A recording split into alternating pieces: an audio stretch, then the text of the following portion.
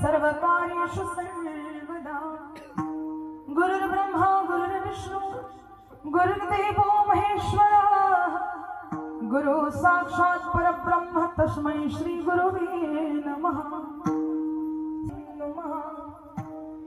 महायोग पीठे तटे भीमरथ्या वरं पुंडरीकाय दातुं मुनीन्द्रैः समागत्य तिष्ठन्तमानन्दकन्दं परब्रह्मलिङ्गं भजे पाण्डुरङ्गं।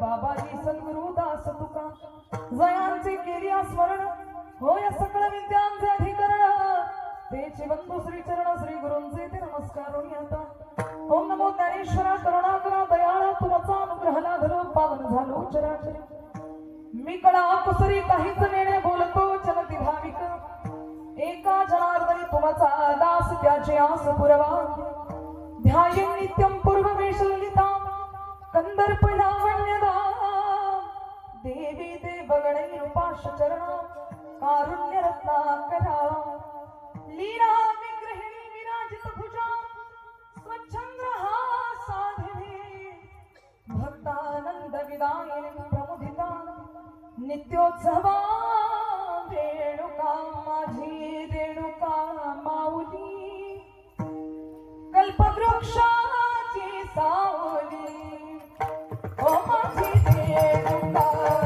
माऊली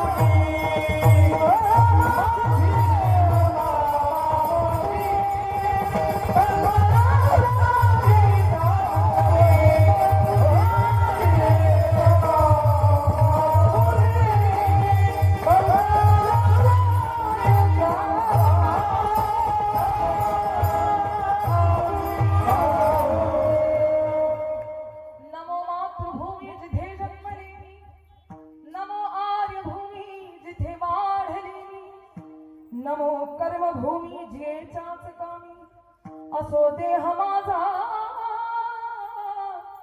नमामि नमामि भारत माता की विठ्ठल विठ्ठल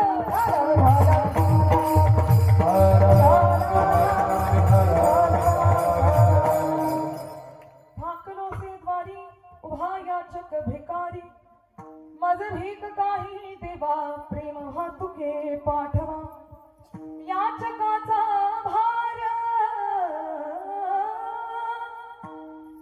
घेऊन येरदार मज भीक काही देवा प्रेम भातुके पाठवा तुका म्हणे दान सेवा घेतल्या वाचून मज भीक काही देवा प्रेम भातुके पाठवा विठ्ठल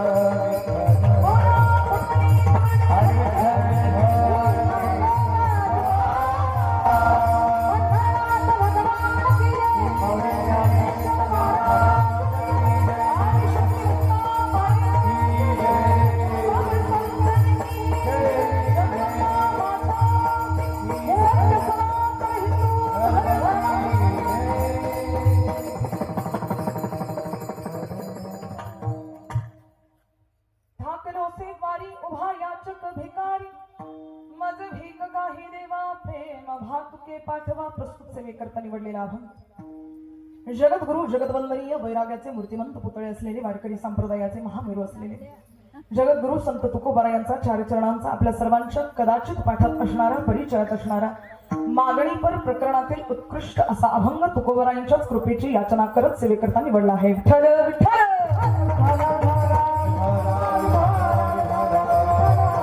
उपस्थित भगवत चरणानुरागी पुरुष आणि भक्तिमती माता उपस्थित दृश्य शक्ती यांच्या चरणारविंदावर माझा साष्टांग प्रणिपात.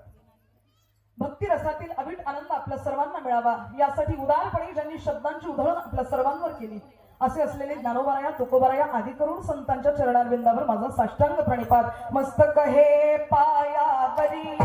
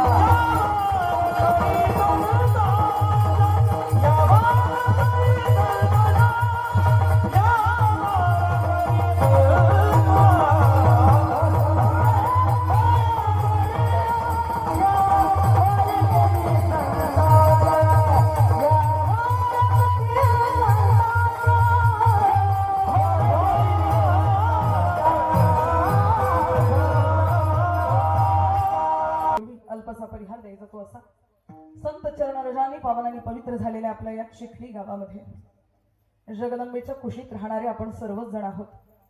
गेल्या असंख्य वर्षापासून आपण भगवंताचं यशगायन या ठिकाणी अविरतपणे ऐकत आहात.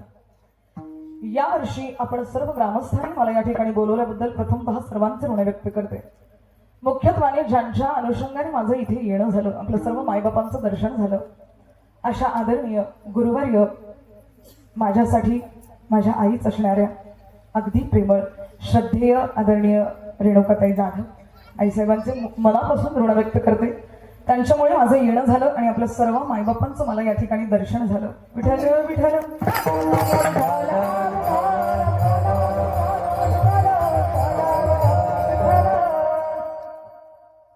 विगत 6 दिवसापासून आपण भगवंताचं यशगायन या ठिकाणी ऐकत आहात.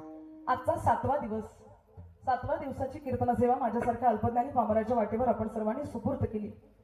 येणाऱ्या 1 ते 1.5 तासामध्ये भगवंताचं सुंदर असं नामस्मरण आणि चिंतन आपण करूयात. पण या सर्वांमध्ये मला साथ करणारे अतिशय गुणीजन आणि अतिशय ज्ञानीजन असलेले संपूर्ण वारकरी टाळकरी वृंद, एकदा सर्वांसाठी जोरदार टाळ्या वाजवा. आदरणीय श्रद्धेय वाघ महाराज आहेत, श्रद्धेय शिंदे बापू आहेत, आणखीही आपण सर्वच जण, आदरणीय आमच्या शिवानंदाताई आहेत बरोबर, आणि द्वारकाताई आहेत, मंगलताई आहेत, आणि आपण सर्वच माझ्या आई स्वरूपात असलेल्या आणि आदरणीय आमचे मृदंग सेवक. खरंच इतकी साधना, इतकं तपश्चर्या याच्या मागे आहे. ऐकूनच जणू काही ब्रह्मनाद या ठिकाणी प्रगट होतोय की काय. साक्षात पांडुरंगाने नाचवलं इतकं गोड यांचं वादन. जोरदार काय आदरणीय राहुल दादा भिसे. हा रोहन दादा भिसे. आपलं वय काय?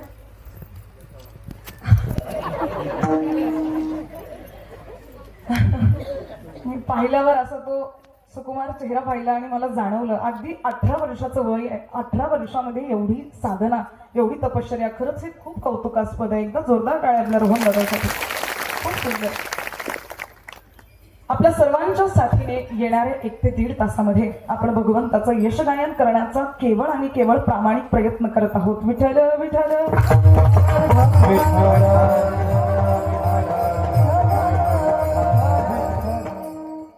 आधीच बराच वेळ झालेला आहे श्रोते हो. आणखी परिहारामध्ये जास्त वेळ घालवावा असं माझं मानस नाही. इव्हन येणाऱ्या काही आणखी क्षणांमध्ये आपण नक्कीच याचा पुन्हा गौरव करू सर्व गोष्टींचा. पण मुळात आपणही सर्वजण या ठिकाणी इतक्या जास्तीत जास्त संख्येने आला आहात हे खरं तर कुठल्या एका व्यक्तीचं श्रेय नाहीये. आपल्या सर्वांचं प्रेम भगवंताच्या चरणी रुजू झालेलं आहे आणि त्या प्रेमास्पदाच्या भावनेपोटी आपण इथे आला आहात. पण आपण सर्व ज्यांच्यावर अतीव प्रेमाचा वर्षाव करतो अशा असलेल्या आपल्या सर्वांच्या आदरणीय रेणुकाताई आणि त्यांच्यामुळे, त्यांच्या प्रेमामुळे खरं तर आपण इथपर्यंत येतो. इतकी दाट गर्दी आणि तेही थंडी आहे ना बाहेर म्हणून म्हणते मी. एवढ्या थंडीतही आपलं इथे येणं व्हावं, भगवंताचं चिंतन आपण कानाने ऐकूयात, हा केवळ आपला प्रामाणिक भाव आणि आपण इथे आलात. खरं तर आपल्या सर्वांसाठी सुद्धा एकदा जोरदार टाळ्या वाजवा.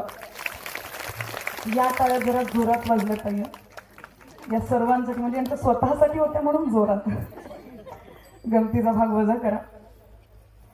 बाहेरही थंडी आहे. आता आम्ही विदर्भातून आलोय. ऍक्च्युली मी 15 दिवसापासून सतत 1 महिना झाला असेल कदाचित मी बाहेरच आहे.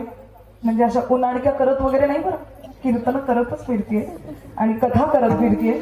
अगदी कालच रात्री 4 वाजता आम्ही घरी आलो आणि पुन्हा कालपासून कथा सुरू झाली आहे. माझा आवाज तुम्हाला जाणवत असेल, माझा आवाज बसलेला आहे थोडा. तुमचं सहकार्य मला अपेक्षित आहे. विदर्भातले आम्ही इकडे येताना मला आठवलं याकरता आपण सगळेजण असे कान वगैरे बांधून स्वेटर वगैरे घालून बसलेले आहात ना, म्हणून तिकडून येताना आता आमच्या तुम्ही कसे मराठवाडा थोडंसं इकडे पडतो आणि घाटावरची भाषा थोडासा बदल पडतो. आमची विदर्भाची भाषा थोडी बदल होते. येताना रस्त्यात आम्ही एका ठिकाणी गाडी थांबवली होती. 2 म्हाताऱ्या गप्पा मारत होत्या. मग मी जवळ गेली. जरा म्हटलं ऐकूयात, एरवीच यांचे केस पांढरे होत नाही, जरा अनुभव घेऊयात. काय सांगते, तर कुठेही कामात पडू शकतं. आज कीर्तनात कामात पडलं ना ते. येताना थांबली त्यांच्याजवळ आणि ऐकलं. ती एक म्हणायला लागली, विदर्भातली म्हातारी आमच्या, म्हणे बाई लयच हिव वाजू राहिला, म्हणे लय थंडी वाजू राहिली. दुसरी म्हणे हो ना बाई लयच थंडी आहे. ती पहिली म्हणते अहो माय तुला काय सांगू, 15 दिवस झाले मी शूटर धुतलं नाही, म्हणे. काय म्हणते, शूटर समजतं ना, ते शूट करायचं नाही बरं अंगार. 15 दिवस झाले मी शूटर धुतलं नाही. ती दुसरी म्हणते अहो माय तुला फक्त शूटर धुतलं नाही, मी 1 महिना झाला अंग धुतलं नाही. थंडीचा विषय तुम्हाला सांगते. एवढ्या कडाक्याच्या थंडीतही आपण केवळ माझ्या पांडुरंगासाठी आणि आमच्या ताईंच्या प्रेमासाठी इथे आला आहात. आपल्या सर्वांचे सुद्धा मनस्वी आभार. जास्त वेळ परिहारात न घालता आपण मुख्य कीर्तनाच्या गाभ्यामध्ये प्रवेश करूयात आणि उरलेला काही सारांश जो आहे आपण तो ज्यावेळी उत्तरार्ध येईल कीर्तनाचा त्यावेळी पुन्हा एकदा श्रवण करूयात. विठ्ठल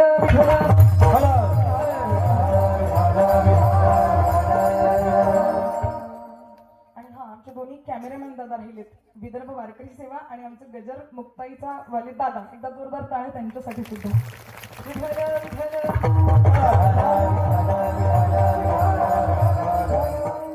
आज कथेचा 7वा दिवस. वारकरी संप्रदायाच्या दंडकाप्रमाणे आज भगवंताला काहीतरी मागायचं असतं.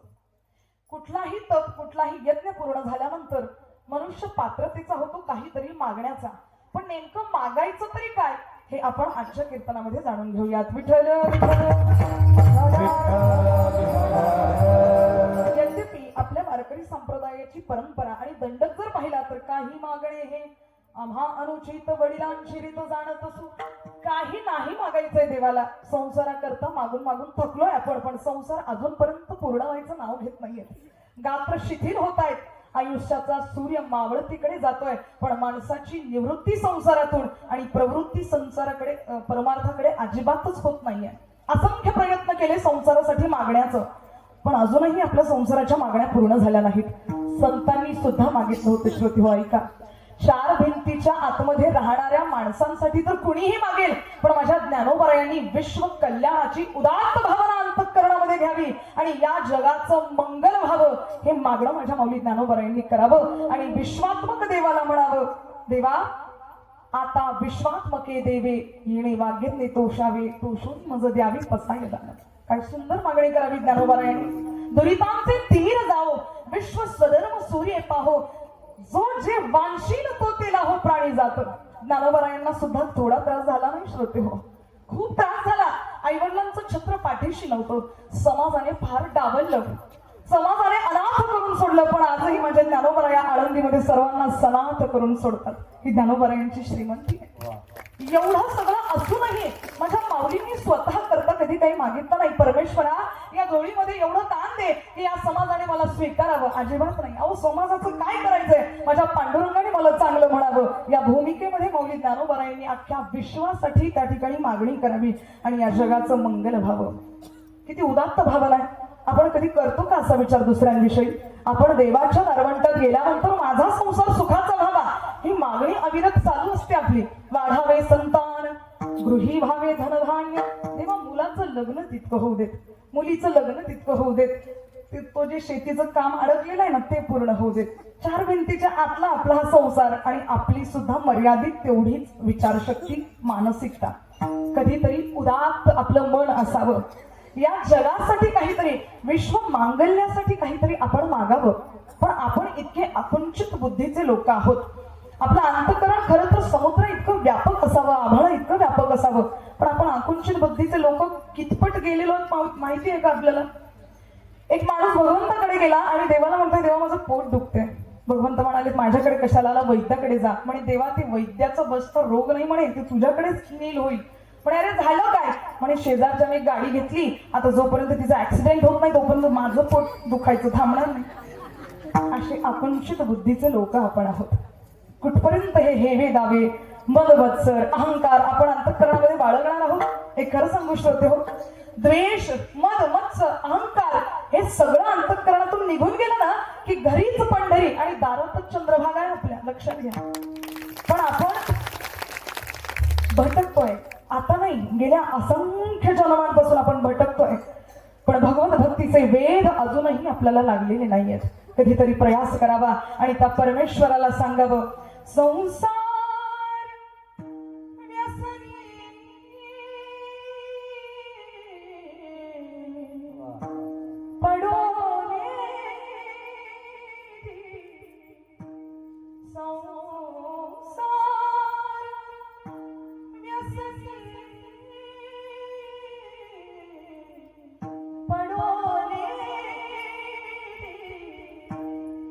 देवा माझे मन लावो तुझे चरण, देवा माझे मन लावो तुझे चरण, देवा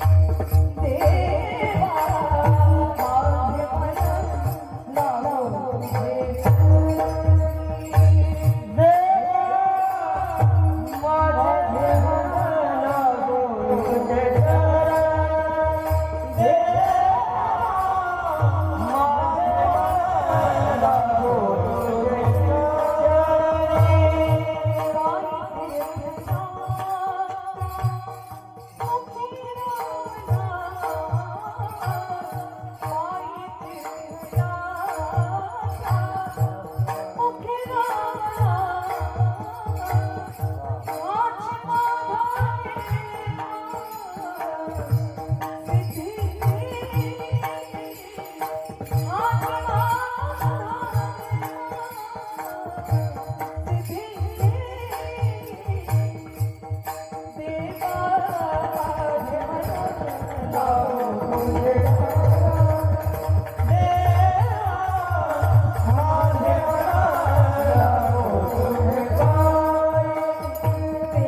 देवा माझे मन लावो तुझे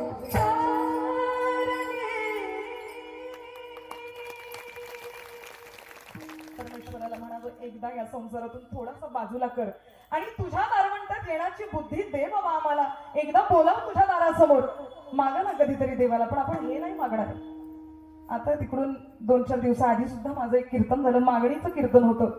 कीर्तन केलं आणि एक शेवटून उठून एक माणूस माझ्याजवळ आला, म्हणे, दीदी आज तुम्ही मागणी या विषयावर खूप उत्कृष्ट बोललात. आज मी सुद्धा देवाला काहीतरी मागितलं, मला आनंद झाला. म्हटलं चला काही कवीना परिवर्तन झालं. काय मागितलं म्हटलं काका? म्हणे, मी मागितलं एकदा सप्ते बंद पडले तर चालतील. म्हटलं पहिलीच मागणी अशी काय केली? दळभद्री मागणी का केली? म्हटलं अशी नाही नाही, पुढे ऐका ना. म्हणे, दीदी सप्ते बंद पडले तर चालतील, एकदा काकडा आरती बंद पडली तर चालेल, एकदा लग्न सराया बंद पडला तर चालतील म्हणे, पण जेवायची पंगत मात्र बंद नको होऊ दे म्हणे देवा. असं जर मागणं असेल तर ते कुठपर्यंत सिद्धीला जाणार आहे? उदात्त मागणं असावं, परमेश्वराच्या चरणी लीन व्हावं, जगाचं मंगल कर देवा, सर्वांचं चांगलं कर. नेहमी नेहमी जर म्हणत गेलात ना की सर्वांचं चांगलं कर, सर्वांचं चांगलं कर, जगदीश्वर म्हणेल भरपूर दिवसापासून मागे लागलेला आहे, बाकीच्यांचं जाऊ दे, पहिले याचंच मी चांगलं करतो असं म्हणत भगवंत आपलंही चांगलं करून देईल. मनामध्ये दुसऱ्यांचं भलं व्हावं ही भावना मात्र जागृत व्हावी. आता सध्या हे जे तिळ संक्रांतीचे दिवस सुरू आहे की नाही, तोंडाने म्हणतो आपण तिळगुळ घ्या आणि गोड गोड बोला. खरंच गोड बोलतो का आपण? ज्याला तिळगुळ दिलं त्याच्याच कण्या काढणारे आपण आहोत. तो गेला जो जरा पाठमोरा झाला, काय कामाचा आहे हा, विनाकारण माझं तिळगुळ याच्या पुढे गेलं, कामाचंच नाही राहिलं, विनाकारण याच्यासाठी गेलं तिळगुळ असं म्हणणारे आपण आहोत.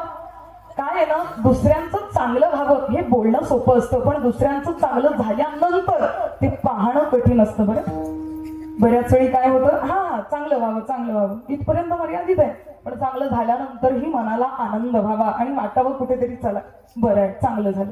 म्हणजे नुसतं या बोलायच्या गोष्टी नाहीये, अंतःकरणापासून प्रत्येक वेळी समोरच्याला आशीर्वाद प्रदान करायचे असतात. विठ्ठल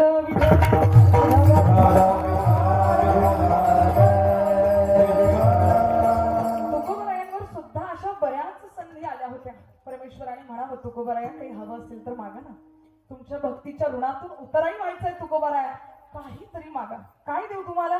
संपदा सोहळा काही हवाय का? तुकोबराय म्हणतात संपदा सोहळा नावडी मनाला लागला टकळा पंढरीचा आम्हा तयाचे व्यसन तो आमचे निज ध्यान किंबहुना समाधान तो मिळेतै. संतांना सुद्धा व्यसन लागत होतं. ऐकताय ना श्रोते हो? गेले नाहीत ना अजून घरी? घरी नका जाऊ बरं, म्हणजे तुम्ही उठून नाही जाणार पण मनाने जाऊ शकाल.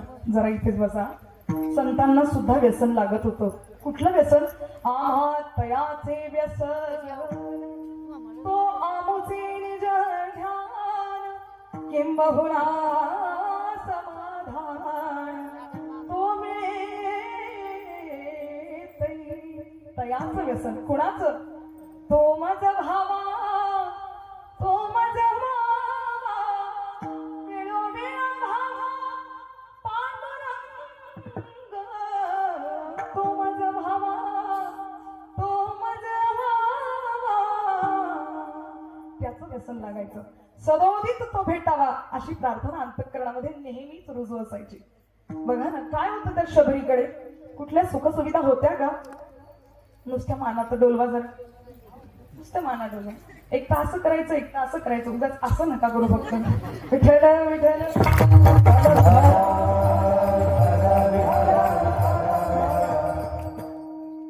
सुरुवातीला राजवैभव भोगणारी ती शबरी होती, पण लग्नाच्या वेळी ज्यावेळी बोकड कापण्यात येणार होते सर्वस्वाचा त्याग केला. आणि माझ्या लग्नासाठी जर मोक्या जनावरांचा जीव जात असेल तर मग मी लग्न करणार नाही असं म्हणून शबरीने पलायन करावं आणि मातंग ऋषीच्या आश्रमामध्ये आता तिने राहावं. मातंग ऋषीने शब्द द्यावा, शबरी एक दिवस तुझ्याकडे रामचंद्र प्रभू येणार आहेत.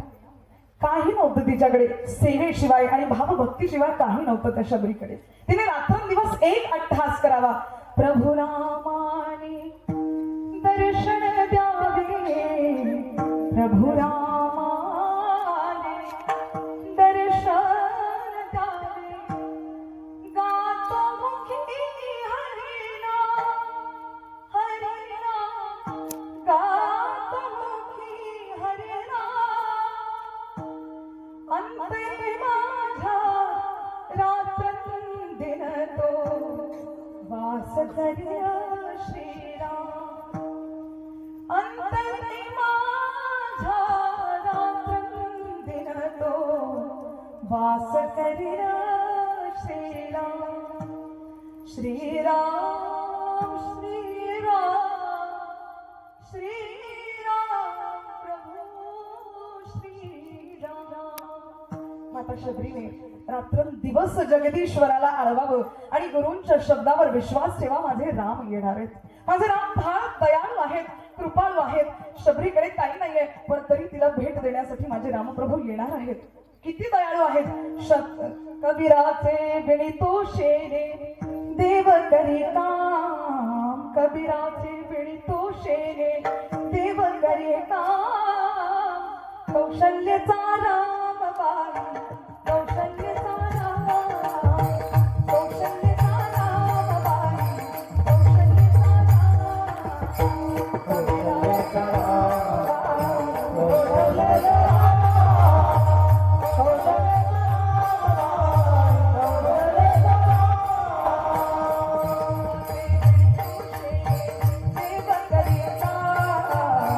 कबीराचे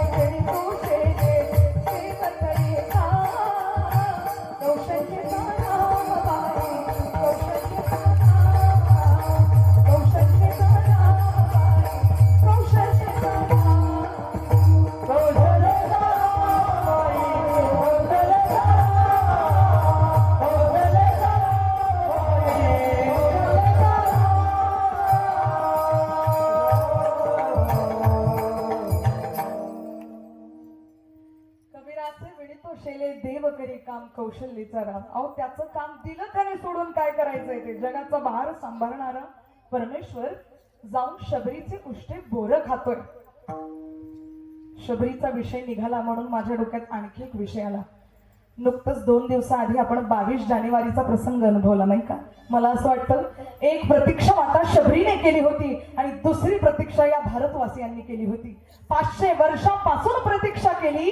22 जानेवारी 2024 ला रामप्रभू अयोध्येमध्ये सिंहासनावर आरूढ झाले. एक मात्र तो दिवस आपल्यासाठी दिवाळीचा दिवस होता. शबरीची प्रतीक्षा आणि नंतर भारतवासियांची प्रतीक्षा.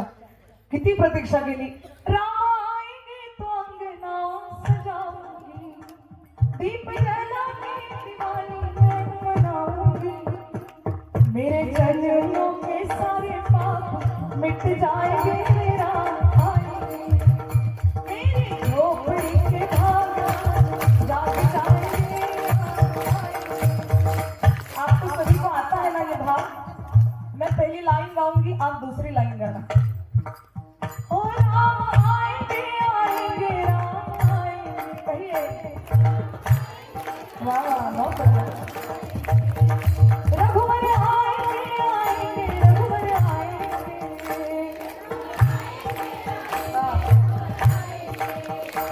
मेरी झोपड़ी के भाग सारे कट जाएंगे.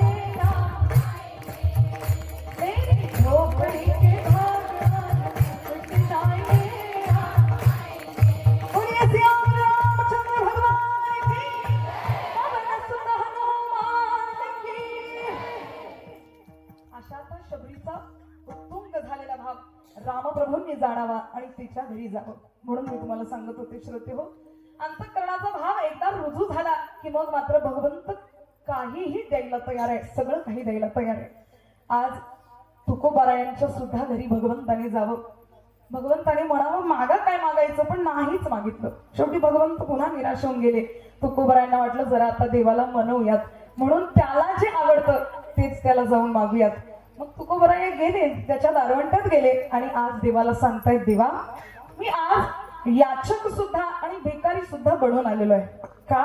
कारण याचकाचं काय असतं ना, तो दारासमोर जातो, त्याला मिळेल त्यात तो समाधान मानतो. पण भिकाऱ्याचं असं नसतं. भिकारी जातो पण त्याचं समाधान होत नाही एका देण्यात, तो वारंवार जातच राहतो. म्हणून आज मी याचक सुद्धा आहे. तू जे मला देणार आहे, जे मी तुला मागणार आहे ते दिल्यानंतर मी समाधानी सुद्धा होणार आहे. पण भिकाऱ्याच्या अनुषंगाने तू कितीही दिलं तरी पण मी अतृप्त राहील. म्हणून आता तुझ्या दारवंट्यात येऊन एकच मागणी करतो अभंगाच्या पहिल्या.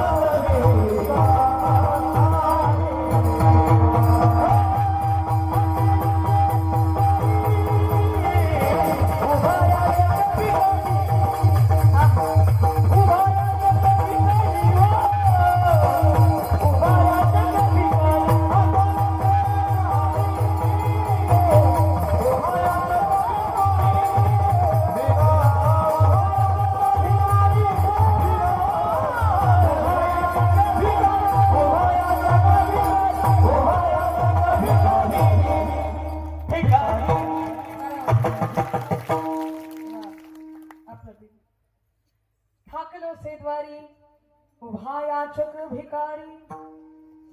बघा, आणखी मध्यवर्ती प्रवेश करण्याच्या पूर्वी तुम्हाला मी सूचित करते बरं, याचा आवाज मोठा करायला. आधीच आज आपल्याला थोडासा विलंब झालाय सुरुवात करायला सुद्धा, मुद्दाम केलाय कारण आज जागराचा दिवस आहे, बरोबर की नाही. 7व्या दिवशी काय असतं, जागरण करायचं असतं. आपलं कीर्तन 10ला जर सुरू झालं तर मला असं वाटतं 2ला नक्कीच मी आता शेवट करू. चालेल ना, जमेल का आई साहेब? आमच्या आईंचं काही नाही, लेकरू बोलताय समोर म्हटल्यानंतर त्यांना ते ऐकावंच वाटणार आहे. पण तुमचं काय, जमेल का 2 वाजतापर्यंत? नक्की. इतका दांडगा भाव आणि इतकी दांडगी श्रद्धा मी आजपर्यंत कुठेच पाहिली नाही. खरंच जाऊ द्या, जास्त वेळ मी करणार नाही, अगदी वेळेतच कीर्तन संपवेल. पण अगदी प्रसन्नतेने आणि सावध होऊन कीर्तन ऐका, कारण कीर्तन बरं वाटावं म्हणून कधीच करायचं नाही, कीर्तन लोकांचं बरं व्हावं म्हणून करण्याची गोष्ट आहे. बरं झालं पाहिजे. इथून उठताना आज तुकोबरायांनी जी मागणी देवाकडे केली ती मागणी अंतःकरणात कुठेतरी रुजू करायची आहे. उठताना प्रेमास्पदाचा भाव इथून उठायचा आहे आणि ज्या जगदीश्वराची 7 दिवस कथा ऐकली तो जगदीश्वर एकदा डोळ्यासमोर यावा हा अट्टहास आपल्याला करायचा आहे. विठ्ठल विठ्ठल म्हणतात, तुझ्या दारवंट्यात आलोय बाबा एकदाचा, याचक आणि भिकारी म्हणून आलेलो आहे. आता द्यायचं असेल ना तर एकच दान पदरात दे. तुझ्या प्रेमास्पदाचा भाव मला अर्पण कर, कारण तो तुला सर्वात जास्त आवडतो.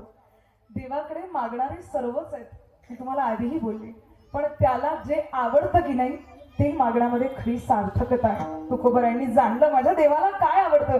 प्रेम सूत्र दोरी नेतो तिकडे जातो हरी. माझ्या भगवंताला प्रेम आवडतं. जिकडे जिकडे प्रेमाची दोरी ओढली तिकडे तिकडे भगवंत जातो. एवढंच नाही, भक्ती प्रेमा विना ज्ञान नको देवा. भक्ती प्रेमा विना ज्ञान नको देवा. प्रेमा नको देवा. भक्ती प्रेमा विना ज्ञान नको देवा.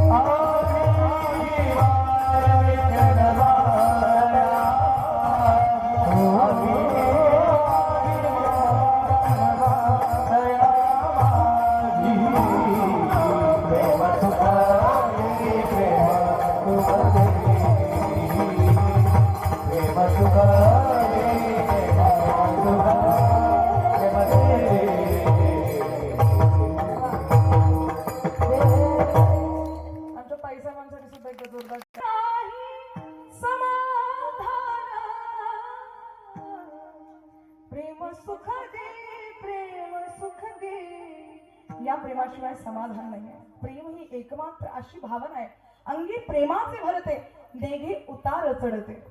यामध्ये खाली वर उतार चढ अजिबातच नाही आहे. कसं आहे प्रेम?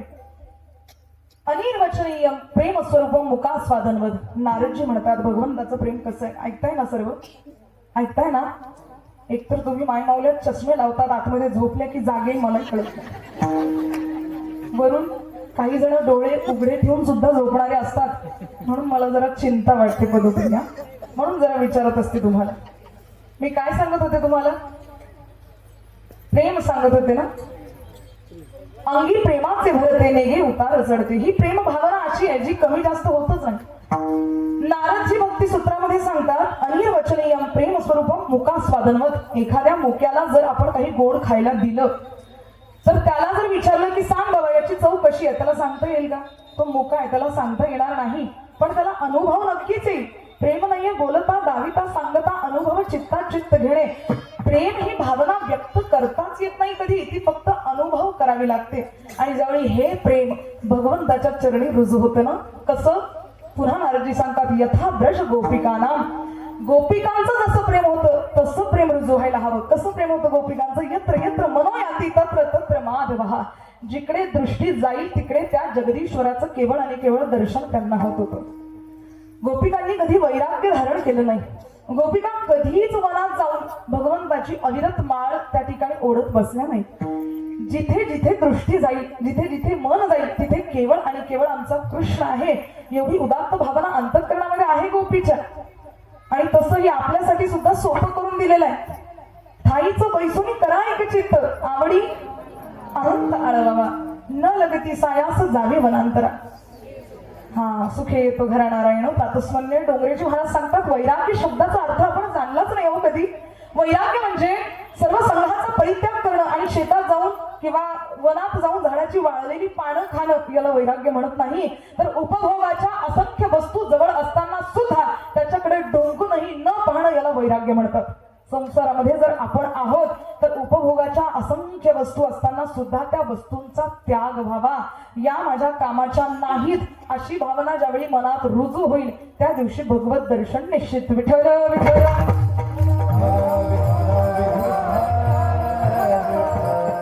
असं प्रेम दे जे नामदेवरायांनी तुझ्यावर केलं, असं प्रेम दे जे जनाबाईंनी तुझ्यावर केलं, असं प्रेम दे जे माता शबरीने केलं तुझ्यावर, ज्ञानोबारायांनी केलं, असं प्रेम आम्हाला दे देवा.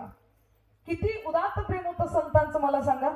लहानगे नामदेवराया, अहो त्या बालब्रह्माने परब्रह्माकडे हट्टाला पेटावं आणि जावं त्याच्याकडे.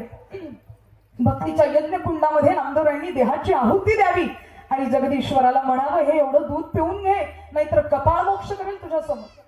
देवाला यावं लागलं आणि नामदेवरायांच्या हातचं दूध प्यावं लागलं. दूध पियो मोरे गोविंद लाला, दूध पियो मोरे गोपाल लाला, ऐसा भगत मैंने कभी नहीं पाया. नामदेवरायांच्या हातून भगवंताने दूध प्यावं. एवढंच नाही, जनाबाईच्या हातून काय केलं, दळिता कांडिता तुझं गायीनं अनंत असा जनाबाईचा भाव. तिच्यासाठी काय केलं देवाने, घरही झाडणे साळीही कांडणे, केरतो भरणे अंगणीचा, आणि तसे पाणी वेगळे चक्रपाणी, घाली तसे वेणी हापुले हाते, बैसोनी एकांत पाहतसे केसात, उवा ते मारीत लाहे लाहे. कांदेव नाही का श्रोते हो, जगाच्या पाठीवर इतकी सेवा करणारा कुठला पुरुष कुठली स्त्री आपल्याला भेटणार नाही. माझ्या परमेश्वराने जनीच्या घरी जावं आणि तिच्या डोक्यातल्या उवा सुद्धा माराव्यात. जनीचं न्हाणं धुणं खाणं पिणं सगळं भगवंताने पाहावं. दुधाचे दात सुद्धा जनाबाईचे पडलेले नव्हते. अस्पृश्य समाजात जन्माला आलेली जनाबाई एका तफावूत पुरुषाच्या कुशीमध्ये तिला आश्रय मिळावा आणि नामदेवरायांनी जवळ घ्यावं. तेव्हापासून अविरत नामदेवरायांच्या कामामध्ये तिने पडावं. एक नाही दोन नाही 14 जणांचं काम जनाबाईने सांभाळलं. 7-8 वर्षाची पोरती आणि काय अपेक्षा करावी तिच्याकडून, 14 जणांचं काम करावं. आणि सांगते, माझ्या जनीने एकटीने नाही काम केलं, पांडुरंगाने धावत यावं आणि जनीच्या प्रत्येक कामामध्ये हात लावावा आणि प्रत्येक कार्य पूर्ण करून घ्यावं. किती भगवंत सुद्धा उदार आहे, खूप कृपाळू आहे, अकारण करुणा करुणालय आहे. कुठलं कारण नाही लागत त्याला भक्तावर रुजू होण्यासाठी. मग असं जे प्रेम आहे ना परमेश्वरा, जे भक्त तुझ्यावर करतात किंवा तू भक्तांवर करतो, असं सुंदर प्रेम तुम्हाला दे. अभंगाच्या 2ऱ्या चरणामध्ये. माझा भेट आहे देवा, माझा भेट आहे देवा,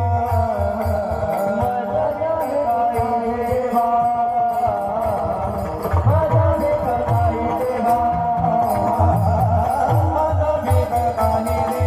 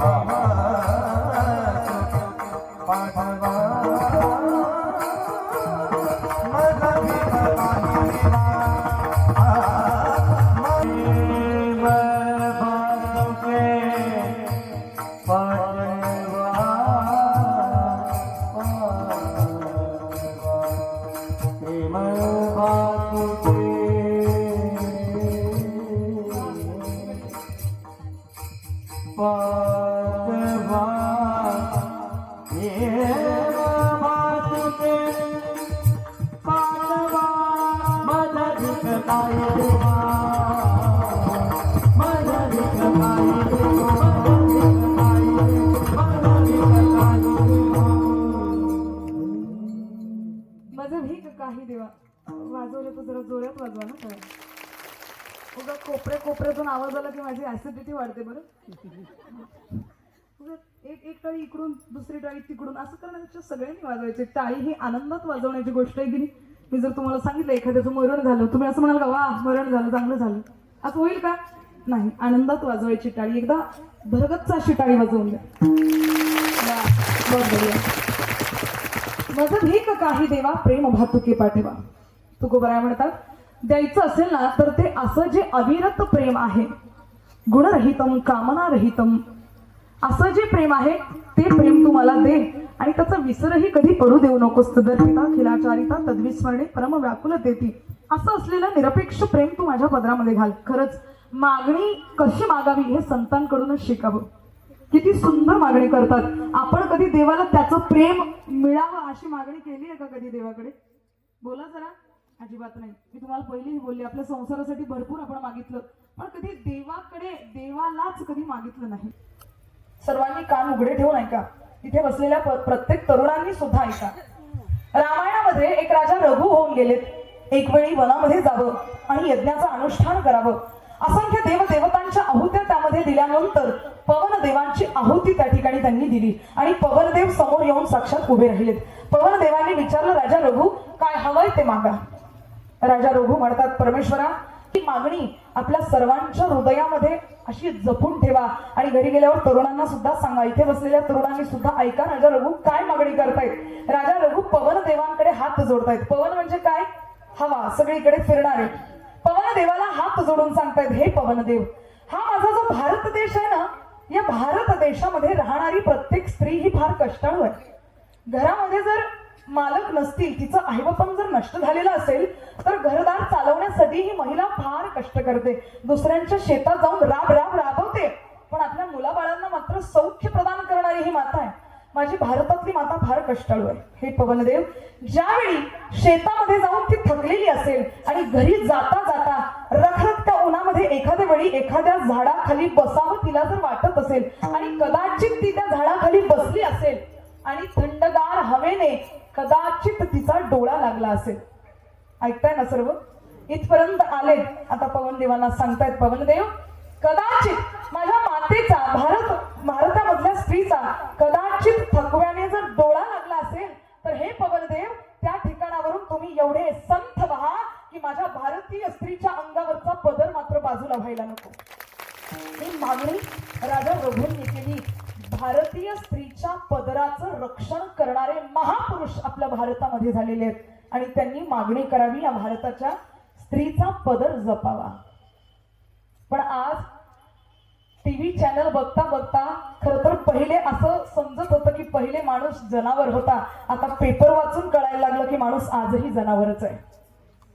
काय ना भरपूर प्रगत झालोय आपण पण आपल्या मनातले विचार मात्र अजून गढूळच आहेत. अहो तो रावण परवडला आपल्यापेक्षा. त्याने माता सीतेला हरवून त्या ठिकाणी नेलं होतं, तिचं हरण केलं होतं पण तरीही तिच्याकडे विक्षिप्त नजरेने त्या रावणाने कधी पाहिलं नाही. सीता माता जिवंत मिळाली ही रामरायाची शक्ती होती पण सीता माता पवित्र मिळाली ही रावणाची सुद्धा मर्यादा होती. आपल्यापेक्षा बरा होता तो रावण. विद्वान होता, अहंकारी होता पण त्याने मात्र सीतेकडे कधीच वावग्या दृष्टीने पाहिलं नाही. त्याने आईच्या स्वरूपातच त्या माता सीतेकडे पाहावं. आणि आज एक आपण आहोत. हैवान दृष्टी झालेली आहे आपली. प्रत्येक स्त्रीमध्ये वासना पाहण्याची आपली दृष्टी झालेली आहे. मला खंत वाटते अशा या महाराष्ट्रामध्ये राहणारे आपण किती थोर पुरुष होऊन गेले आणि या महाराष्ट्रातला तरुण दहीहंडीचा कार्यक्रम करतो. एका स्त्रीला बोलवतो, ती स्त्री नाचते, लावण्या करते आणि एक नाही दोन नाही लाखोच्या संख्येने हा तरुण तिथे जाऊन शिट्ट्या वाजवतो आणि तिचा अश्लील प्रकारचा नृत्य पाहतो. किती शोकांतिक आहे आपल्या भारताची आणि आपल्या या महाराष्ट्राची. छत्रपती शिवाजी महाराजांचा आदर्श आपल्या डोळ्यासमोर कधी येत नाही का? तुम्हाला कधी याची जाणीव होत नाही का की आपला राजा मुलगी नाचवणारा नाही तर मुलगी वाचवणारा राजा होता. कधीतरी त्या राजाचा आश्रय आपल्या डोळ्यासमोर आणावा, आदर्श आपल्या डोळ्यासमोर आणावा. माझ्या राजाने कधीच मुलगी नाचवली नाही.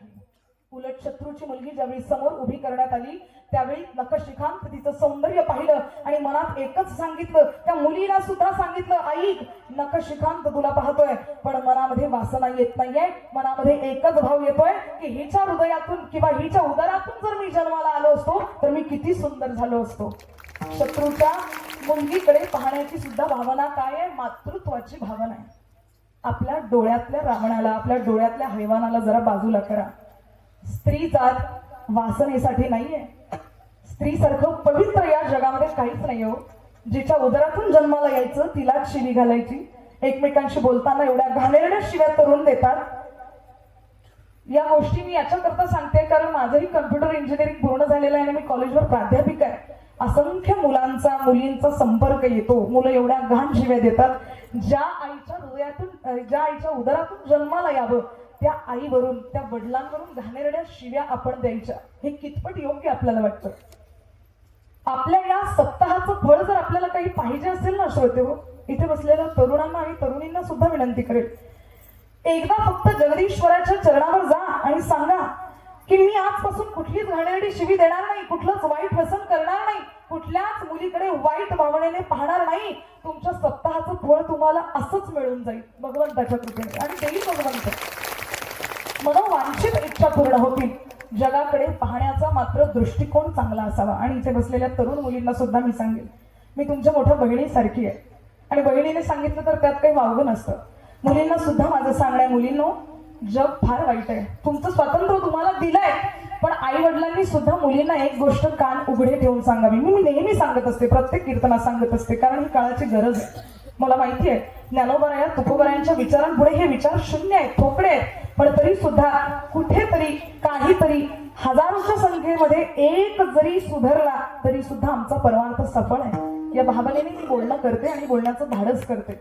लक्षात घ्या श्रोते हो, मुलींना सुद्धा माझं सांगणं आहे, आई बाबांनी तिला सांगावं, घरातून बाहेर निघतेस, उंबरठा ओलांडतेस, लक्षात ठेव कपाळाला कुंकू लाव आणि अंगभर वस्त्र घालून जर बाहेर निघशील तरच घरामध्ये यायचं, नाहीतर नाही आली तरी चालते. अंगभर कपडे ही आपली सुरक्षितता आहे. एखाद्या कासवाच्या पाठीवर कुऱ्हाड जरी मारली तरी कासव मरत नाही, पण ज्यावेळी त्याच्या पाठीवरचं कवच काढून घेण्यात येतं, कासव वरून सोडला जाईल तरी तो मरण पावतो. आपल्या अंगावरचे वस्त्र म्हणजे आपली सुरक्षितता आहेत आणि जोपर्यंत ते व्यवस्थित आहेत तोपर्यंत काळजी वाहण्याचं गरज नाही. तुम्ही म्हणाल मग त्या 3 वर्षाच्या मुलीचा काय दोष होता? मला माहिती हो, तिचा काही दोष नव्हता, पण तिच्या सुद्धा शरीराकडे पाहण्याची जी दृष्टी होती ना ती पण आपणच निर्माण करून दिली ना. मोठ्या तरुणी ज्यावेळी ठोकळे कपडे घालतील त्यावेळी लहान मुलीमध्ये सुद्धा वासनाच दिसणार आहे, त्यामध्ये काही वावगच नाहीये. आपले कपडे, आपले आचार, आपले विचार, खरं सांगू तुम्हाला आपल्या शब्दातून संस्काराचा सुगंध दरवळत असतो मातांनो. आपले शब्द इतके नेटके आणि इतके सुंदर असावेत, आपलं बोलणं, आपलं वागणं, आपलं चालणं हे सगळं मर्यादेत असावं. बाप ज्यावेळी बाजारामध्ये जाईल ना, बापाने ताठ मानेने जावं असं आपलं वागणं बोलणं असावं. ज्यावेळी चौकात लागलेले मुलीचे बॅनर वावा पाहतो की नाही, महाराष्ट्रातून पहिली आली, राज्यस्तरीय कॉम्पिटिशन मधून पहिली आली, बापाचं असं ऊर भरून येतं, माझ्या लेकराचं हे बॅनर आहे. 4 लोकांना ओरडून सांगतो की माझी पोरगी आहे, जी दिसते ना तिथे ती माझी पोरगी आहे. अहो त्या बापाच्या चेहऱ्यावरचा आनंद कधीतरी स्वीकारा. तो बाप उगाच नाही खर्च करत आपल्यासाठी आयुष्य, जरा त्याची जाणीव असू द्यावी. ते म्हणतात ना, झिजू झिजू संसाराचा गाडा वाकला, वटांगणी हसू जरी कणा वाकला, घडीभर तू थांब जरा ऐक त्याची धापर, लई अवघड हाय गड्या उमगाया बापर, उमगाया बापर. तो बाप कठीण आहे जाणायला, ती आई कठीण आहे, त्याच्या मागचे कष्ट अविरत चालू आहेत. त्या कष्टांना मात्र आपल्याला चांगले दिवस दाखवायचे, याच्यासाठी प्रयत्नात राहा. मला इतका आनंद झाला आपल्या चिखली गावामध्ये येऊन. असंख्य तरुण इथे आलेले पाहिले. इथे बसलेल्या प्रत्येक तरुणाईसाठी जोरदार टाळ्या वाजवा. खरं तर ज्यांचा परमार्थ झालेला आहे त्यांचं येण्यात काही नवल नाही हो, पण तरुणा भाग्यवंत नटे हरी कीर्तनात तरुणांचं येणं या ठिकाणी महत्वाचं आहे. आणि माझ्या माता माऊल्यांना सुद्धा पाहून माझ्या पाठीशी खरंच एका शक्तीप्रमाणे त्या उभ्या आहेत. मी तर म्हणेल आमच्या आईसाहेबांनी काय कुठून कुठून मोती रत्न हे शोधून आणलेत सगळे, त्यांचं त्यांना माहिती. इतकं सुंदर वातावरण, त्यात आमच्या माऊल्या. मला या ठिकाणी आल्यानंतर एक विषय माझ्या डोक्यात आला. बऱ्याच दिवसापूर्वी माझ्यासोबत घडलेला विषय मी तुम्हाला सांगते, ऐकताय ना सर्व? बऱ्याच जणांचा असा एक भाव असतो की स्त्रीने कीर्तन करू नये किंवा स्त्रीने व्यासपीठावर बसू नये. मुळात हा चर्चेचा विषयच नाहीये, गौण विषय आहे हा. ज्यांच्या मनात स्त्रीने कीर्तन करू नये हा भाव येतो ना, त्यांनी एकदा आईसाहेब मुक्ताबाईला आठवावं, आईसाहेब जनाबाईला आठवावं. पण जाऊ द्यात, याही गोष्टी जाऊ द्यात. आजच्याच भाषेमध्ये मी तुम्हाला सांगते, मला सुद्धा पूर्वी एका मुलीने विचारलं होतं, मुलाने नाही किंवा माणसाने नाही, एका मुलीने. काय ना, स्त्री जात अशी आहे, समोरची जर स्त्री समोर जात असली तिला मागे ओढणारी आहे. कधीतरी अशा स्त्रिया एकत्र येतील आणि आपल्या धर्माचं कार्य करतील असं वाटत नाही खरं तर, कारण स्त्री जात कधी कधी मागे ओढते. पण इथे येऊन हे वातावरण पाहिलं, आईसाहेबांविषयी आपलं असलेलं प्रेम पाहिलं आणि त्यांचंही यांच्यावर सर्वांवर असलेलं प्रेम पाहिलं, माझ्या मनात आलं. त्या मुलीने मला विचारलं होतं की तेजस्विनी, कीर्तन करण्याचा अधिकार मुलीला नाही आहे, कीर्तन किंवा कथा करण्याचा, व्यासपीठावर बसण्याचा अधिकार मुलीला नसताना तू कशी काय बसते? मी बाकीच्या शास्त्रार्थ तिच्याशी केलाच नाही. तिला एकच उत्तर दिलं की ठोकळे कपडे घालून डिस्को मध्ये नाचण्यापेक्षा अंगभर कपडे घालून हरिनामाचा जयघोष करणारी मुलगी कधीही श्रेष्ठ आहे, कधीही श्रेष्ठ आहे. काय करायचंय? ठोकळे कपडे घालून जगामध्ये फिरून काय करणार आहे? पण अंगभर कपडे घालावेत आणि माझ्या पांडुरंगाचं गुणगान करावं, याच्यापेक्षा सापेक्ष भावना दुसरी जगामध्ये कुठलीच नाहीये. आणि ती जर आपण या ठिकाणी उपभोगत आहोत तर आपल्या चिखलीकर वासियांसाठी आजचा दिवस खरंच सुवर्ण दिवस आहे. विठ्ठल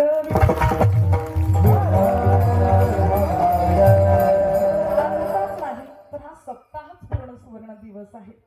चिखलीमध्ये असंख्य भाविक भक्तांना हरी मार्गाला लावणाऱ्या आमच्या आईसाहेब, कित्येक जणांच्या गळ्यामध्ये माळ दिसली मला. खरंच एका स्त्रीने गृहस्थाश्रम स्वीकारून परमार्थ करणं खूप कठीण आहे, खूप कठीण आहे. एवढं कठीण परमार्थ कुणासाठीच नाहीये जेवढा एका स्त्रीसाठी आहे, तेही गृहिणी स्त्रीसाठी. पण परमेश्वराची कृपा असावी आणि देवाचा आशीर्वाद आणि देवाची इच्छा, यामुळे एकत्रित बसलेला हा समाज पाहून मला खरंच कळते आईसाहेबांवर आपलं नितांत प्रेम आहे आणि ते असंच राहावं. मित्र म्हणेल चंद्र सूर्य तारे जोपर्यंत आहे तोपर्यंत हा सप्ताह असाच चालू राहिला पाहिजे, याला खंडनच पडायला पाहिजे. इतका सुंदर गोड असा हा सप्ताह. एकदा जगदीश्वराचं नामस्मरण घेऊयात आणि लगेच उत्तरार्धामध्ये प्रवेश करूयात.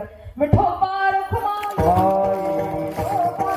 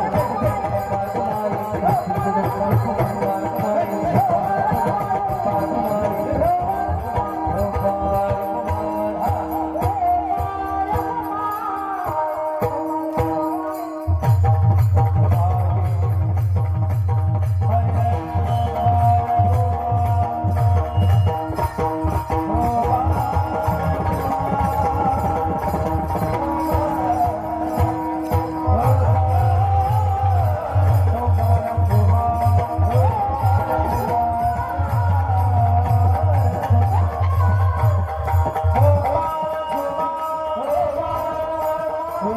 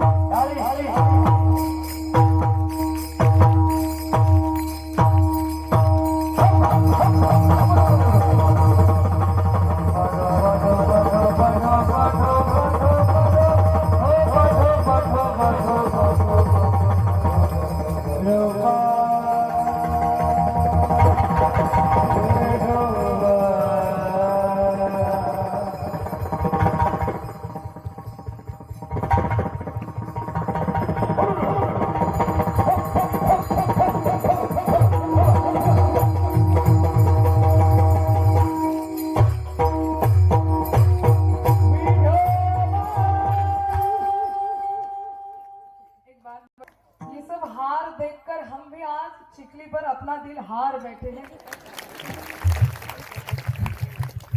इतका सुंदर आनंद, खरंच आई साहेबांचं नियोजन अतिशय उत्कृष्ट आहे. मी खरं तर वयाने फार लहान आहे, त्यांचं कौतुक करायला सुद्धा मला कुठेतरी मनात धास्ती वाटते. पण तरी मुलीने आईने मुलीचं कौतुक करावं आणि मुलीने सुद्धा आईचं करावं या भावनेने पुन्हा एकदा या नियोजनासाठी सुद्धा एकदा जोरदार करावं. तर चला आपण उत्तरार्धामध्ये प्रवेश करत होतो. आपण ऐकत होतो, अशा प्रेमाची मागणी या ठिकाणी तुकोबरायांनी केली. आपली ही वृत्ती अशीच असावी, कुठेतरी सगळ्यांचं भलं व्हावं ही भावना मात्र अंतःकरणामध्ये असावी. आता तुकोबराय म्हणतात, आता परत जायला लावू नकोस, माघार घ्यायला लावू नकोस. तुझ्या दारात जर प्रेमाची उपेक्षा करण्यासाठी आलोय ना, प्रेमाची मागणी करण्यासाठी आलोय ना, तर आता आमची तू उपेक्षा करू नको. म्हणून अभंगाच्या तिसऱ्या चरणात या जगाचा भार, या जगाचा भार, या जगाचा भार, या जगाचा भार, या जगाचा भार, या जगाचा भार, या जगाचा भार, या जगाचा भार,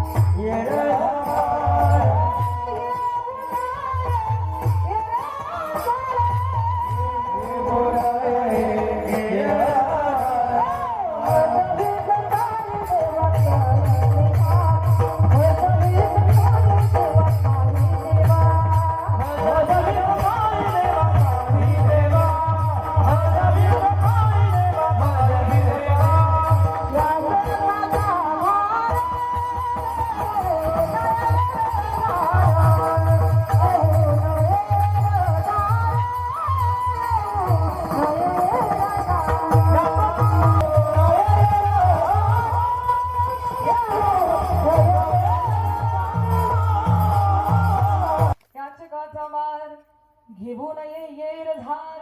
आता हा भार डोक्यावर ठेवू नको आणि येरझार करायला लावू नको. तुकोबराय म्हणतात देवाला, पुन्हा पुन्हा येणं, पुन्हा पुन्हा तुला मागणं, पुन्हा पुन्हा तू न देणं, पुन्हा पुन्हा येणं, हे असं करू नको. द्यायचं असेल तर आत्ताच दे, याच क्षणाला दे, असं मागणं तुकोबराय या अभंगामध्ये करताय. याचकाचा भार घेऊ नये येरझार. आता पुन्हा मात्र माघारी जायला लावू नकोस. ऐकताय ना तुम्ही सर्व? अगदी 10 मिनिटात मी कीर्तनाचा समारोप करते. फार बळजबरी नाही ना बसल्या? बसू द्यात. बळजबरी का होईना, आपण परमार्थ करायचा नाही का? आवडीने केला तर फारच चांगलं, पण बळजबरीने जरी केला तरी सुद्धा चालतं, हरकत नाही. दोन शेजारणी होत्या, एक म्हातारी दुसरी पण म्हातारी. तिने फार हट्ट केला, म्हणे का ग नातवंड पाहिले, कोतवंड पाहिले, सगळं पाहिलं, अजूनही पंढरीच्या वारीला तू येत नाही. किती वर्षापासून मी जाते पंढरीच्या वारीला, पण तू मात्र येत नाही. ती म्हणायला लागली, अगं बाई काय करावं, किती दिवस अजून झुरावं, मला काही इच्छा होत नाही तर पंढरीला येण्याची, कारण इकडे संसार पाठीशी लागलेला आहे. ती म्हणाली, हे बघ बाई, बास झाला संसार, आता नातू गीतू सगळे झाले, आता यावेळी वारीला तुला माझ्यासोबत यावं लागतं. कारण वारी ही कुठली पदयात्रा नाहीये, वारी ही वारकऱ्यांच्या मनातली भावना आहे आणि ही भावना जपणंच वारकऱ्याचं आद्य कर्तव्य आहे. विठ्ठल विठ्ठल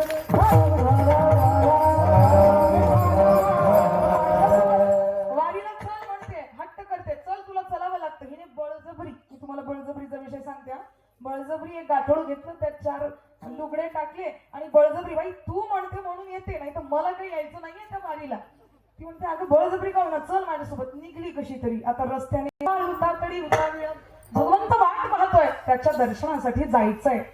हा भाव कुठेतरी मनाला ओलावा देतो. कसं बस करत पोहोचले एकदाच्या पंढरपूरला. मग अशी सगळी दिंडी बसलेली होती. ही जी बळजबरी आलेली होती ना, ही सर्वांच्या मध्ये उभी राहिली आणि तिने पदर खोचला आपल्या कमरेला आणि सांगायला लागली, या शेजारणीनं बरं नाही केलं ग बया. आता या तुम्ही नाही बरं, तिला म्हणते, या शेजारणीनं बरं नाही केलं ग बया, मला पंढरीला नेलं ग बया, मला पंढरीला नेलं ग बया, मला पंढरीला नेलं ग बया, मला पंढरीला नेलं ग बया, मला पंढरीला नेलं ग बया, मला पंढरीला नेलं ग बया. आता जाऊन पोहोचले होते ना, तिथे बसली होती, पदर खोचलेला होता आणि त्या लोकांना सांगते, हिने चांडाळीने केलं म्हणे, बळजबरी आणलं हिने. मी नाही म्हणत होती, पायाला खडे रुतले, किती त्रास झाला, काय सांगावं. आणि बरं इथे येऊ नाही, या पंढरपुरामध्ये तुळशीच्या बागा, या पंढरपुरामध्ये तुळशीच्या बागा, आणि तिथे कुठेच नाही बसायला मला जागा. या शेजारणीने केलं म्हणे, हा दुसरीकडे पाहून नाही, हीच आहे ती चांडाळी. आजी माझ्या डोक्यातच दगड मारते, मला चांडाळी म्हणते म्हणून. तुम्हाला नाही बरं आजी समोरच्या, तिला हिनेच केलं म्हणे. काय केलं, या शेजारणीनं, या शेजारणीनं, या शेजारणीनं बरं नाही केलं, मला पंढरीला नेलं ग बया.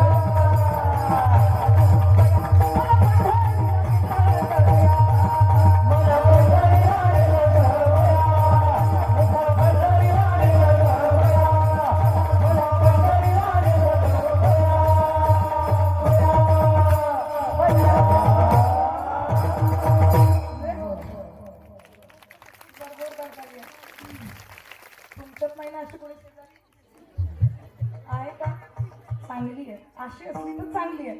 आहे ना तुमची शेजारी, आमच्या आईसाहेब आहेत ना, तुम्हाला सर्वांना म्हणतात ना, चला पंढरीला, चला सप्ताहाला, चला कीर्तनाला. अशी शेजारी पाहिजे. आणि जी म्हणेल, मागच्या गल्लीत भांडण सुरू आहे, चल जरा पाहून येऊ, जायचं नाही तिच्यासोबत. देखिए संग भी किसका हमें करना है.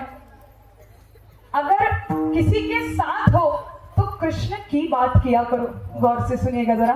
अगर किसी के साथ हो तो कृष्ण की बात किया करो, और जब एकांत में हो तो कृष्ण से बात किया करो. जर एकांतात असाल तर जगदीश्वराशी बोला, आणि लोकांतात असेल तर त्याच्या विषयी बोला.